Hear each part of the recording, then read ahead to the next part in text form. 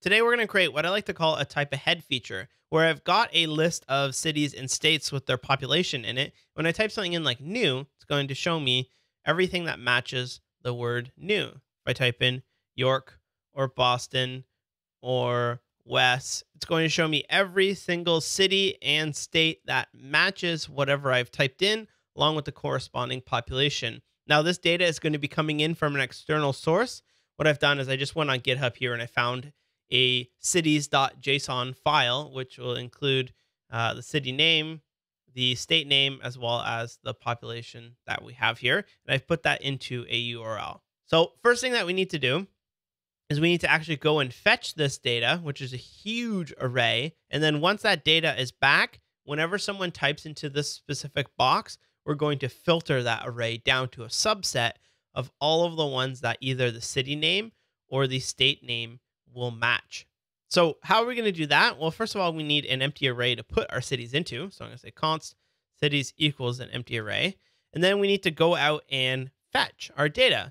We're going to be using a new API in the browser called fetch. And if you've done an HTML or XML HTTP request in the browser before, you probably have used like jQuery $.getJSON or a library like Axios. However, the browser now has a new one built in, which is called fetch. So that's what we're going to use. We're going to call fetch, and you fetch the endpoint. And what fetch will do, if you're used to maybe running a callback like this function, and you have the data, and then you can console log the data, it works a little bit differently than that because fetch itself will return what is called a promise. And I'll show you that. If we were to just put this in a variable, const prom equals fetch and console log the prom, open that sucker up in our browser, you'll see that, prom, there we go. You see that it doesn't return the data, it returns what's called a promise, which is sort of like something will eventually come back from this fetch. So the way that we can work with a promise is you call .then against it. So you say .then, and it's going to return to us just like a blob of data. I like to call it a blob. And I'll show you why. You might think like, oh, why wouldn't that just be the list of cities? So from that, let's console.log the blob. Okay, so this is what comes back. Response. Of course, it worked. 200. Okay is true. Good. Headers. If we open up the body, there's just a readable stream. Locked false. T? Like, what's going on here? And what's happening is that the data that comes back from our fetch, it doesn't know what kind of data it is just yet. It could be an image, it could be some HTML, it could be some music that's coming back. We explicitly know that it is JSON. So you might think, okay, that's fine. Why don't we just do json.parse, right?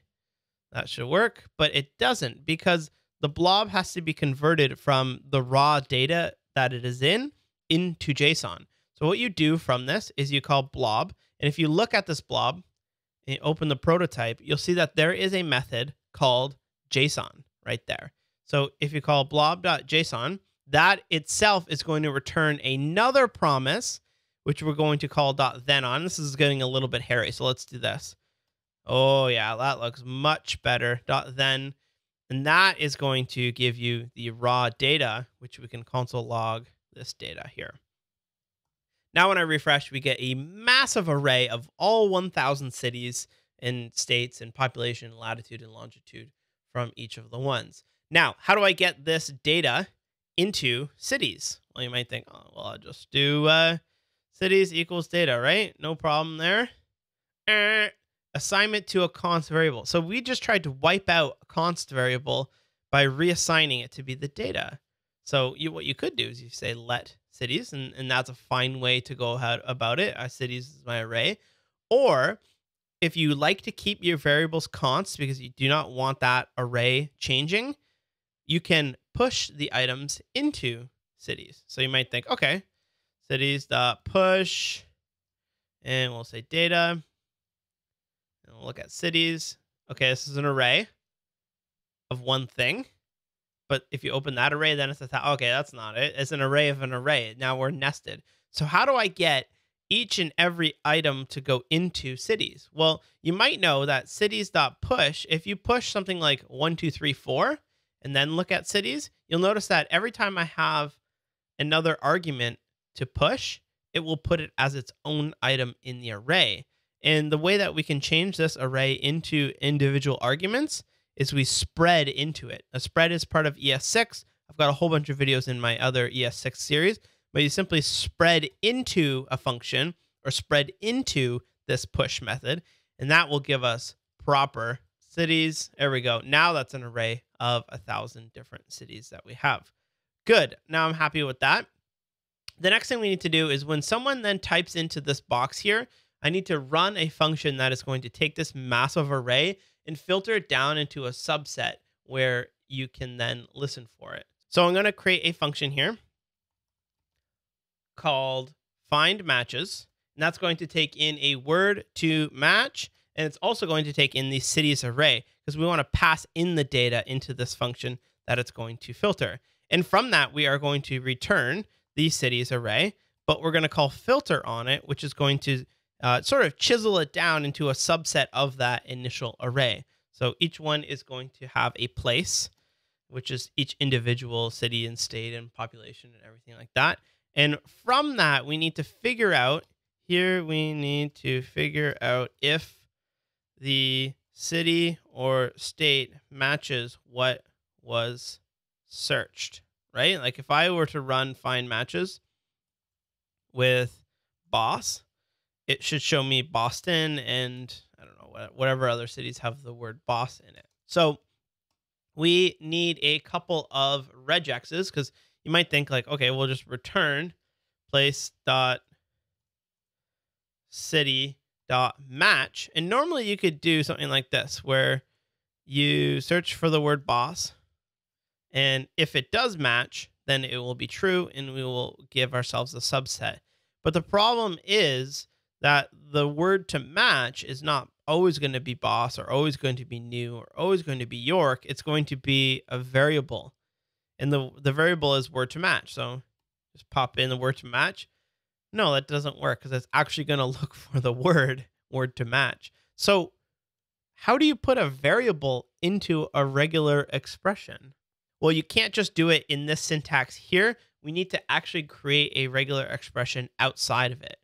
So let's go above here and we'll say const regex equals new regexp, and you pass it the word to match, and that's going to be whatever the person passes in, boss, new, York, etc., etc. And then you pass it any of the flags that you want. So G is going to be global, meaning that's going to look through the entire string for that specific one. And I is going to be insensitive, meaning that it's not a terrible person where it's insensitive. It's going to match lowercase as well as uppercase, regardless of what you're searching with.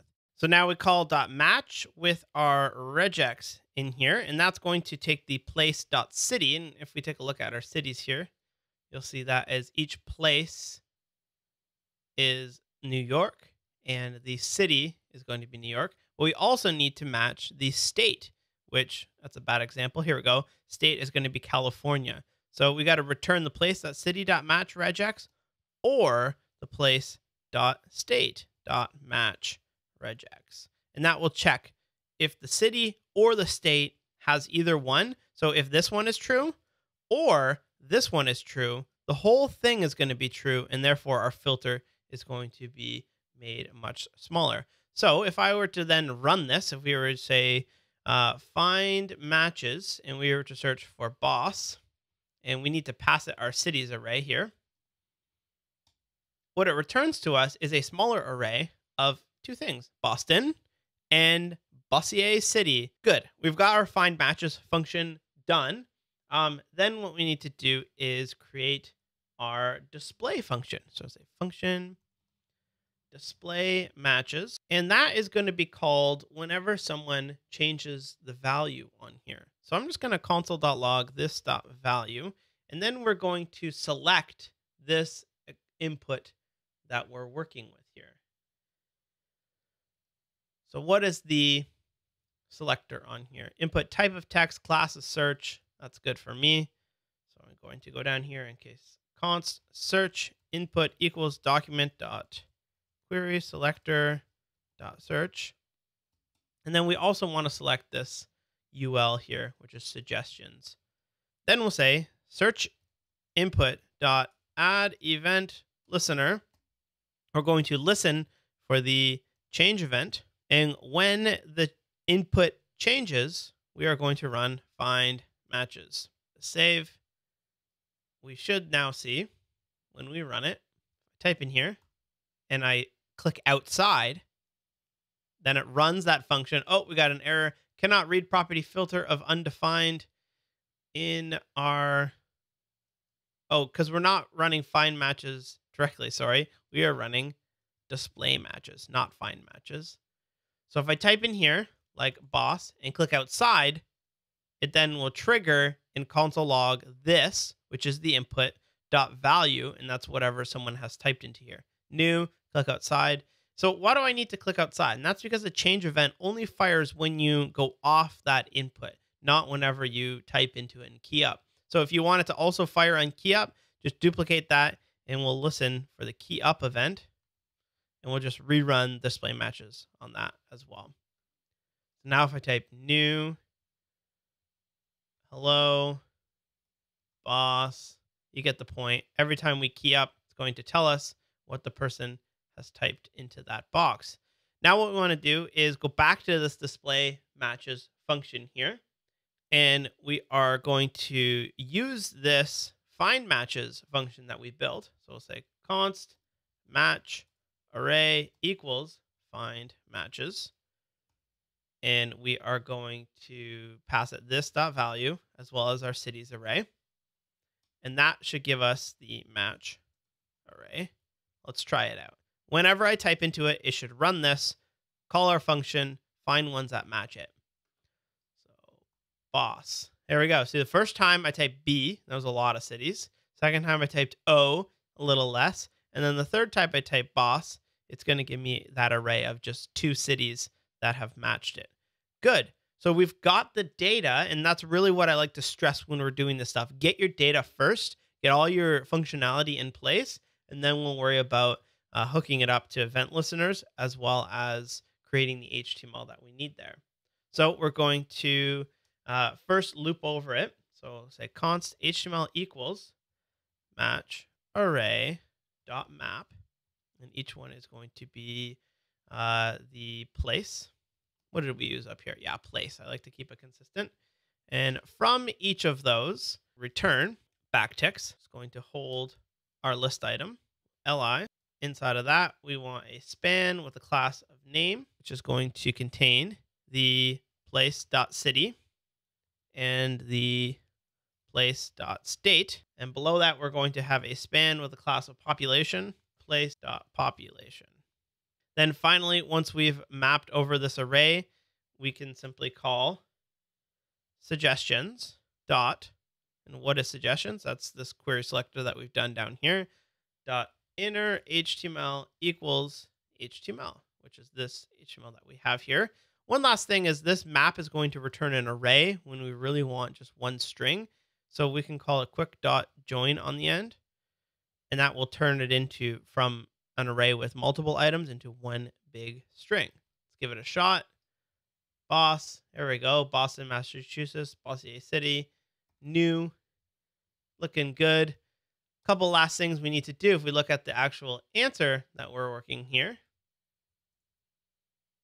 is we want to format these numbers here, as well as we want to highlight the actual words like West in West Virginia and West Sacramento. So how do we do that? Well, let's go back to our map function here. And before we return, what we can then do is create a regex. We'll match the city name, and then we'll use that regex to replace the word that it matches, like West, with just a span with a class of HL and the word that it matches. So we're just going to be like plucking the word West out and replacing it with a span with a class of HL. So we'll say const regex equals new regex. We say this dot value, which is whatever the person searched for. We want to search for that globally, because if it's matched more than once in the city name, it'd be kind of cool to show that. And insensitively, we don't care about capitals. And then we will create a city name variable where we're going to take the place.city and we are going to replace the regex, which is whatever it matches, with just a span with a class of highlight. And we'll pop in this dot value. Oh, I got to use backticks there. There we go. So it's going to find whatever it matched in the regex and replace it with a span with a class of highlight and then the value that the person had searched for. So now when we take that city name, we can replace it, place.city, with the city name variable, which is going to include the HTML for us. Type in boss, and there we go. It's matching it. If I type in Wes, working so far, but we also have to do it for the state name. So I'll just duplicate this and change it to state name and place.state.replace. And then you take that state name variable and replace it right here. There we go. Looks like it's working. Finally, what we need to do is find a function that is going to put in commas for us. So I've just got a function right here. You can grab this from the answer if you don't feel like typing it, or go to your nearest Stack Overflow and take that answer. And I'm just going to paste it in here. Number with commas. It's just going to replace it and going to give you those nice commas. So we can go to our population and say number with commas. And it will then give us those nice commas instead of everything that we have there. So new, there we go. We're matching new in the state. We're matching new in the city name, as well as we are putting in those nice commas to display the data to the user. That's it for today. If you want a little bit more of a challenge, maybe go to this data and say, what else could I use to sort this data? Maybe you could figure out how does geolocation work, which is coming in a future video, and sort it by what are the cities that are closest to me rather than just the order that they appear in this array explicitly. Thanks a lot, and I'll see you in the next one.